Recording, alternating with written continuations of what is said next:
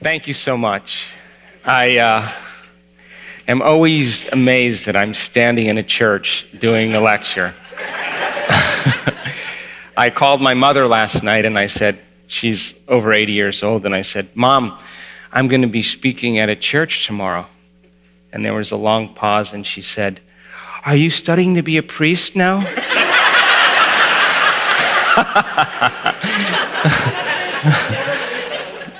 My passion is the mystery of the self and who we are as individuals, and demystifying those concepts. And I've spent the last at least 30 years of my life looking into what that means from a scientific standpoint.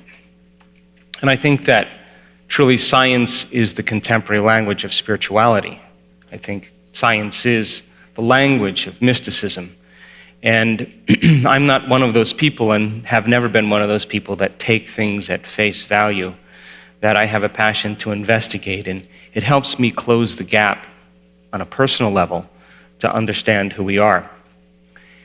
And if you look at quantum physics, the physics of possibility, it's really talking about the spiritual aspect of ourselves, because you couldn't explain a miracle. You couldn't explain a biological process. You couldn't explain a simple healing of a cut at this point without understanding the quantum model of reality. And that there are particles, which are matter, it's you and I, and everything in this physical world, and then there's energy. And that energy has a consciousness, it has an awareness, and that energy is a field of information that we are an extension of, that we have access to. And that we spend so much of our life looking outside of ourselves instead of looking inside of ourselves. And that we are really conditioned to look just for particles and matter instead of energy and information. And truly, when people reach the end of their beliefs or they're facing crisis in their life, that's the moment they start to turn within and start to ask the bigger questions. And if you were astute enough to look at this in moments of contemplation, if you were wanting to hide God anywhere, it would be a good place to hide it, would be within the human being. Because everybody's looking outside of themselves, and we look for reasons to change and regulate our emotional states. We think that things and people and external things will really fulfill emotions that we're trying to change within us. And that truly, when we start to really investigate who we are and look to see how we do that and demystify it, I think once we start to demystify it, it can become a skill. And so Descartes, the 17th century scientist, he was very interested in studying the nature of reality. He was passionate about it because he wanted to do extensive research on cadavers, and he wanted to understand the world of the very large and how planets rotated around the sun. But he had a quandary because the church at the time didn't want him to change any of the current beliefs. So he made a very, very split decision sitting by a fountain one day, and he said, okay, the best way that I continue to do my research is I am going to study the physical world of the very large, of objects and matter, and then everything that has to do with the mind, it's too convoluted and it's too unpredictable, we'll leave that to the church. So science was always matter, never mind, and the church was always mind, never matter. And the two are never to be combined. And he actually separated the idea of the mind-body connection. He thought there was mind and there was body, and it was cut off at the neck. And he did that purposefully because he wanted to get the cadavers from the dead, from the church, and be able to do his research. So he was appeasing everybody in the process. And so that became the revolution of the time. And then Newton came along 100 years later, and he said, I have the scientific laws to be able to prove everything that Newton said. He basically provided the underpinnings of understanding the nature of reality of the very large. The predictable world of Newtonian physics says that we can really predict where the planet's going to be in a certain amount of time, and we can shoot a rocket to the moon. And this whole idea of studying the very large an apple falls from the tree, we can figure out how fast it falls because it accelerates towards the Earth at the same speed. And Newton was a genius, and he said, I'm standing on the shores, just on the shoreline of how big this really is. And this is what I can contribute. But he was a mystic in a lot of ways. And again, he didn't want to go against the convention at that time. So a couple hundred years later, Einstein shows up, and Einstein was a super cool guy because he spent a lot of time inward. And at 12 years old, he asked himself this simple question. If I ride my bicycle at the speed of light, and I turn my lamp on, I turn my headlight on, will it go on? And so he thought about that question every single day of his life, every day of his life. He would go out in a boat on a lake as a child and lay on his back in the boat and look up at the sky and think about this. And he was building models of understanding. He was working his best to be able to figure out how light and energy were related. He did it for 10 years. He was possessed by the concept. And finally, he was working as a third-rate clerk in a Swiss patent office, and he was watching this man fix the roof across the way. And he just paused for a moment, and he was watching him, and the moment he was watching him, he got this incredible vision. And he understood how light and energy were related. It was a very abstract vision. And it was so abstract and so dimensional that he had to go back to school to learn the mathematics to be able to explain what he saw. And his wife, his first wife, was an amazing scientist, and she helped him with a lot of the mathematics.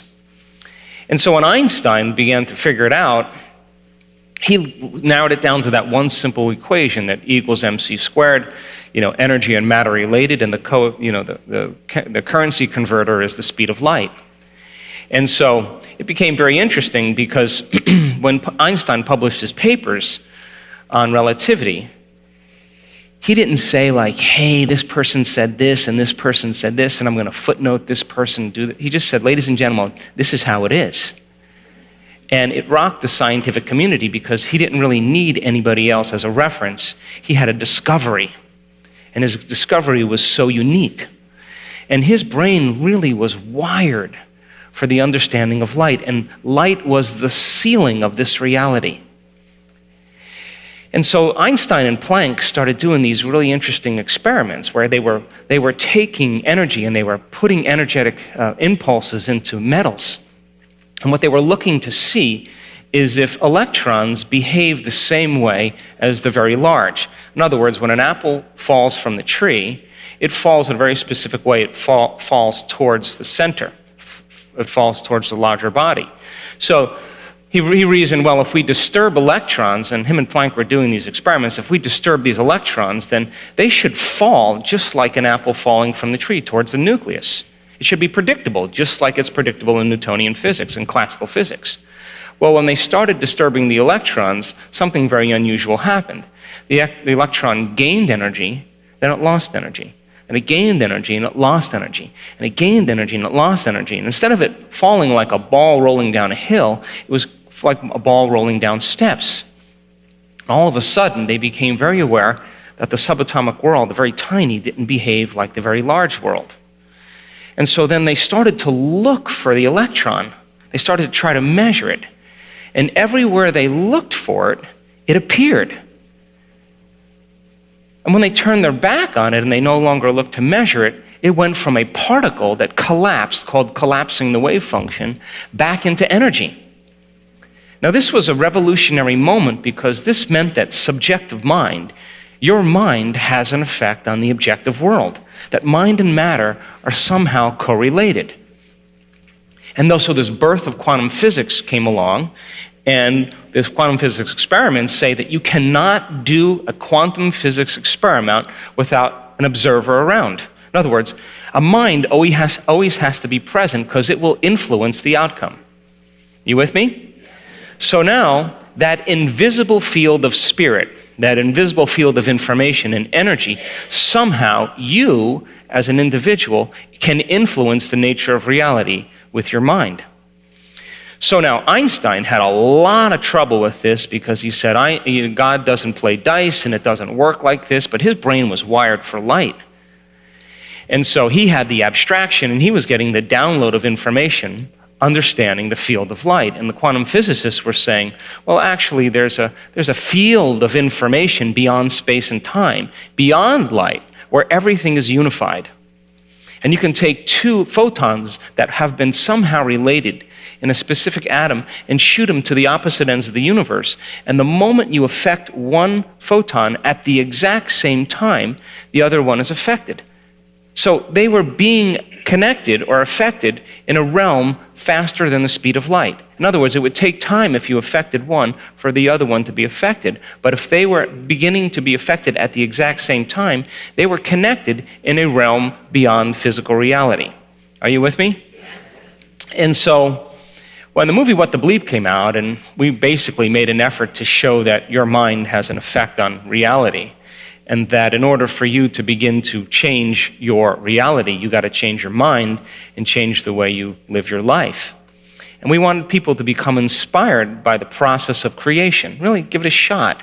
And that independent of your gender, of your race, of the color of your skin, of your intellectual ability, independent of your past, independent of your age, that on some level we are all divine creators, and that these models of reality that have separated individuals have all been built on human beings living in a very limited state of mind. And so when quantum physics was born and the whole concept of reality began to unfold, people started to really challenge the nature of reality, and that concept that you are somehow connected because you are made of photons and atoms and electrons, that on some level you are an organization, a community of 70 trillion to 120 trillion cells, and all of those cells are made up of atoms and molecules and chemicals. And all of those are working in a coherent form to express yourself as a physical body. But most people don't know that they're moving in and out of the quantum field 7.8 times per second. That you're vibrating in and out of the field all the time, and every time you leave, you disappear, and when you come back, you disappear into that field of information, and you come back with information. But if you go out as the same person, you don't bring any new information back. Are you with me? So now I have sat with quantum physicists till sunrise, drinking martinis, arguing the quantum reality. And I can tell you, after many, many long nights of arguing and cigar smoke and switching from vodka to gin martinis and coffee martinis. I mean, these are published physicists. They always ended the conversation with the same thing. Well, I like the idea that subjective mind has an effect on the objective world. We believe that, but only for the very tiny. In other words, mind has an effect on the very tiny and not on the very large. The observer effect only works for the very tiny. And I would sit there and say to them, well, maybe we're just poor observers. Maybe we can get better at the concept of observation. And so that led me to the mystery of understanding how we can begin to influence or change our mind. Because if you're able to harness a greater ability of mindfulness, you should be able to exert greater effects on your world.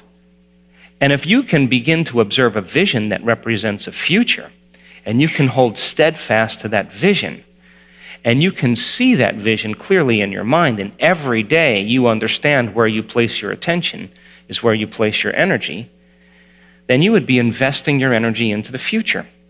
And the image that you see could literally be the template for trillions and trillions of atoms to organize into patterns of information called an event in your life.